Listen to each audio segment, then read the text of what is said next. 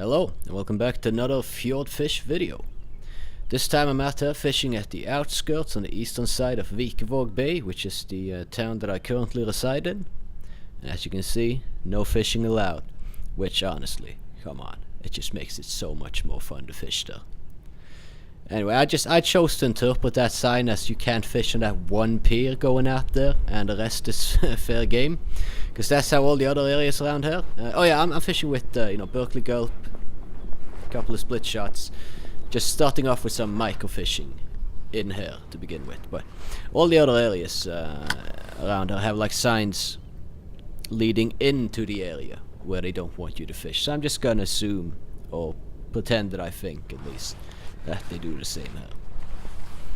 Now, just straight off the bat, well, it probably is a little bit larger than 25 grams if I'm being honest, but a black goby is probably like 60. I fished 2 days later, caught a bunch of them, and my approximation, I didn't even weigh it because I was like, yeah, it's 25 grams ish, but a little bit heavier, like 30 grams I'd say.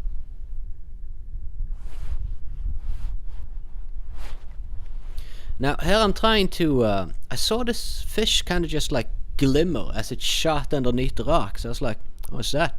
I tried to fish that rock and there was a sea scorpion there. Or sculpin as I like to call them.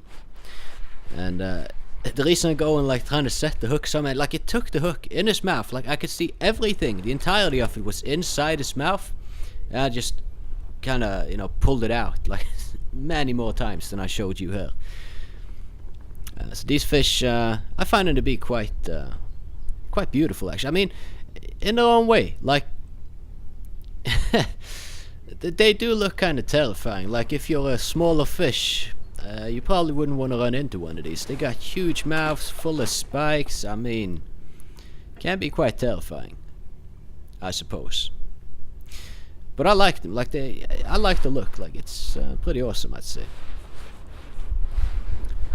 So, I kept fishing, and another sculpin kind of jumped out from underneath the rock and ran off with my hook. How he managed that, I am not sure, but he did. And as you can see, I'm switching over to, I was starting fishing with a size 10 hook, and I switched it down to size 12 because I saw there was some tinier fish there, like gold cineras, etc. So I kind of wanted to try to go for them. And at this time of year they really haven't grown that much yet, so usually there's a lot of small ones compared to if you go fishing in the autumn, then there will be larger ones to deal with. And yeah, the size 12 hook did not pay off whatsoever, so I'm switching over to a size 14 hook because I'm pretty sure I can get a gold cineras on that, and it's also the smallest hook that I got with me. And there you go, gold cineras. They are very numerous in southern parts of Norway. This one was pretty red. It's not usually that color. I'm catching one more, and that's more to the color scheme that I usually catch them. But I mean, obviously there are many variations to even like the facial structure and many things, and also a great deal of mutations on these fish. I've caught many with just like zigzagging backbones and such. Like, well, so I caught a tiny porcard, and I don't know why they call it porcard, but I know why I would call it a porcard, and that's because every time you catch one of these poor things, they lose like half the scales. Like the scales are just like you brush over it twice with your hand, you've effectively descaled them. I mean, I'm exaggerating a little bit, but seriously though, if you catch a few of these, you're gonna be scales all over. And so I caught the fish that I wanted to catch there, so I'm switching over to a size 8 hook with 3 split shots, adding up to a total of, what's that, 4.8 grams, I believe. It's 1.6, 32, 48, yep, 4.8 grams. Not much of a casting weight, but I'm just dropping straight off the pier here into slightly deeper water, hoping to get something. And quite immediately, like within a minute, there was some action right away, but I didn't catch anything immediately, but pretty much immediately this thing came along. So, there's a little bit larger fish out there, and it is a Berlin Ras, 300 grams. I should start measuring, so I don't have size small, decent, blah blah blah. That's relative to like the species, by the way. It's not like just what you can see. Oh, that's a small fish, yeah, but it might be large for the species though. So you know, I just always forget, because yeah, I haven't really been measuring the length of the fish I catch too often, and as you can see, the line snapped. I have no idea. This thing is like, it can take 12 kilos, no problem. And it just snapped off. It was there was a huge, just like, bite and then snap. So I have no idea what happened though. And a cuckoo wrasse, and this one, if I may say so, has some pretty damn beautiful blue colors to it. And as I've stated probably numerous times in my videos before, it is one of the more beautiful fish I think you can catch in Norway. Now, I just looked around a little bit, and this area looked so green and nice with the sun rays. It was kind of beautiful over here. It looked very like tranquil, paradise-like. So I decided I'd try a cast over there. And it quite quickly paid off.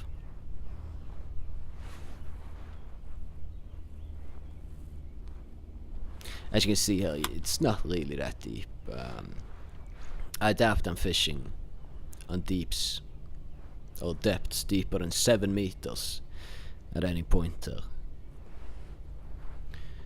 Also, I'm fishing along the pier. I'm not doing the pelagical casting thing and whatever the heck you want to call it.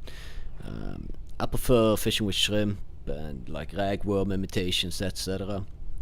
There's a lot of spinner fishing and whatnot going on in Norway, but I'm not really like, you know, there's so many factors to it. There's a science on its own that I haven't quite figured out when it comes to that yet. So, as you can see here, it's a pretty decent bite. Took on shrimp, and it's a Berlin Ras. And this poor guy, I had to perform some minor surgery, so to say, on him. Like, he got hooked through his lip, then again through his nose, and it went out the nose and in the nose and hooked it again. So he basically got triple hooked, and I had to kind of cut the hook, and I tried to be as gentle as I possibly could and whatnot. But it's 500 grams, so it's definitely the largest fish so far that I've caught this year. And pretty decent pattern on it too. Like, I like these fish. There's a lot of variation, and as you can see, he's kind of just slacking there, because I did have it on land for quite a while before I actually managed to get the hook out. But it is approaching low tide, and I'm going back to where I was fishing the last video. So they have fishing forbidden, and then it's actually allowed to fish all the way out there, but they don't say. German fishing tourists ruined this for everyone, I guess. But yeah, I mean, you can see these cement sections are just bombarded with seagull crap. Like 2 days ago, they cleaned this place. Now look how it looks, you know. Why even bother? But like, funnily enough, the 3 cement sections that are allowed for you to fish on were not affected by this as much. There was very little seagull shit over there. Now, I'm trying to fish for dragonets today, because I haven't caught any before, and when I was out here fishing in the last video, I could see some of them on the Waterwolf underwater footage, and I checked up some tips on the internet on how to catch them, and apparently, well, I mean, you gotta take them with a grain of salt always, because these tips are gonna be very opinionated, in my opinion. And so will probably any tips that I give are gonna be opinionated and biased on my experience, but this is what I'm fishing with. This was a tip. Go with a gulp, ragworm imitation, or better yet, ragworm. But if you don't have ragworm, go with a gulp, and put on some shrimp. So that's what I'm doing, and I'm dropping down where I saw them with the camera the other day. And the idea is that around low tide, and this is pretty much like I'm here like in half an hour before and after the low tide mark. So I'm hoping, because the tip was, well, let me get back to that. Here is this is short-horn sculpin, but these can be hard to identify. Some of them have the gill membrane fused to the body, some of them don't. Or maybe they don't. I'm not sure. Like, I've been trying to figure out these fish, and some identification videos I've seen on YouTube by Uncle Filster. They're pretty good, but I think they might be misinforming, because this should, according to him, be a longhorn sculpin. And it is a shorthorn sculpin. The internet has told me so, because I posted on a Facebook page with like species geeks when it comes to fishing in Norway, and they all said it's a shorthorn, but according to that guy it should have been a longhorn. So, you know, take things with a grain of salt when you're fishing for these less popular fish to fish for. Yeah. And yeah, around low tide, the idea is that activity of other fish will die down a bit, but not the dragonets, so they will be more likely to take the bait. I've only seen like 2 or 3 of them down here, and a friend of mine has caught one, so I know they're there. Haven't caught one yet. And he just caught it all just random, like with some shrimp or something, so maybe I should actually imitate what he did, come to think about it, because I know for a fact that worked at least. But yeah, so a dab, and if you saw my last video here, you should, well, you should, you could see that most of the dab were around like 300 gram, and today they seem to have upped their ante a bit by 100-150 grams. I couldn't see anything that looked to be larger than 300 grams when I was filming underwater, so I don't know why.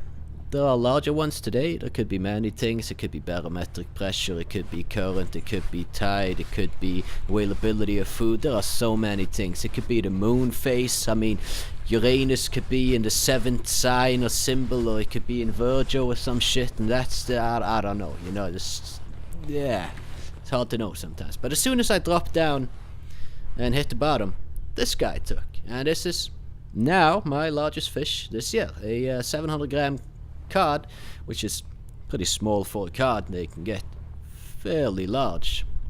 I mean, we're talking 10s and 20s, 30s of kilos, so 700 grams really ain't nothing. And just mid-water column, I caught this plant. I mean, they're all over this place, but I must have kind of snagged into a rope or something down there and then ripped this thing off it.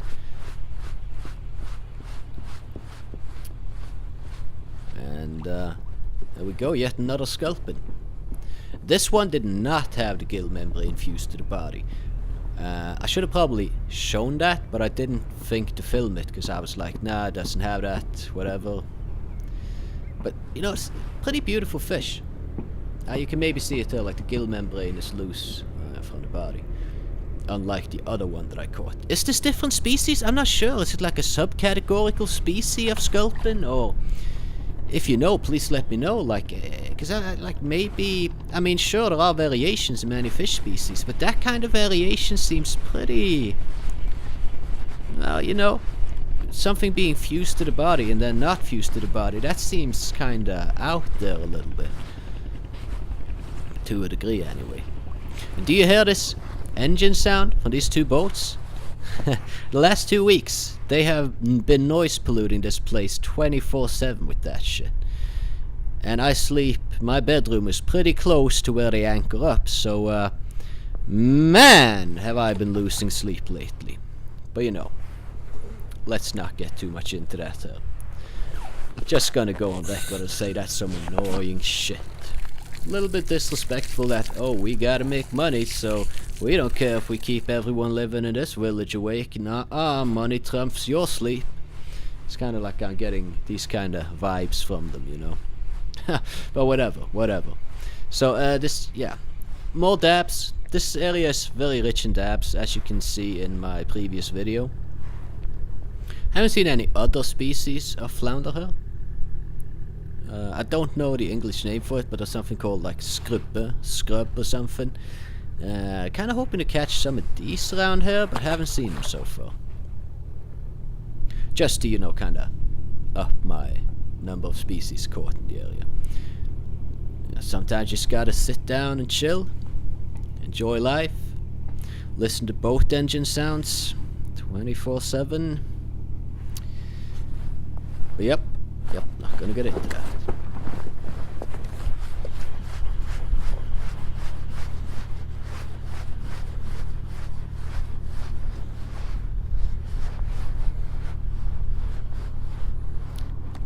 And surprise, surprise, another dab. It's a little bit another dab, you know. I'm really trying to catch a dragonette. You should fish actively was also the tips. I'm kind of bumping around. I walked up and down the pier, didn't really happen much. You know, try to actively jig the bait around on the bottom, which is where the dragonettes hang out. But yeah, I can just spoil that for you right now. I do not catch any of them. But I do catch another cucurras. This one's pretty small. I decided not to weigh it because my mini fish scale would be probably too small for it, and I didn't want to damage its scales by sticking like a metal spike through them. So about 100 grams.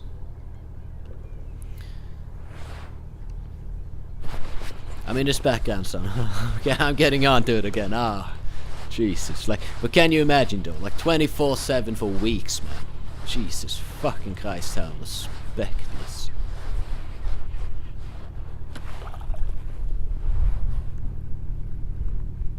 And the largest dab so far this year, 450 grams, which in this area, that's actually a pretty decent size for a dab, if I'm being honest. Don't think I've only fished here 2 summers. Well, I'm going on to my 2nd summer here fishing. And last summer I didn't really catch any dabs that were noticeably larger than that, I'd say. Maybe slightly, but like around that was the max that I caught in this area. And another dab. This guy, I didn't even weigh this guy. I think this kind of knocked him unconscious a little bit, because this was the dab that was by far the least amount of time up on land. Might have gotten a concussion from that, because he suddenly stopped doing very much, and you know, maybe got knocked out to some degree. As I release him, you can see here he's not really swimming that much, and he's kind of belly flopping a little bit. So I hope he will be fine. I'm assuming he just kind of needs to wake up. I mean, if they would just stop fighting me, man, you know? I mean, I'm trying to de-hook them as fast and painless as possible and get them back out into the water ASAP. They're kind of making that a little bit hard for me sometimes. But I mean, the fish is not to blame for that, obviously. I am, so what can you do? Anyway, guys, thanks for watching, and I will leave you with the tranquil sound that lulls me to sleep every fucking night these days. Thank you. Peace out.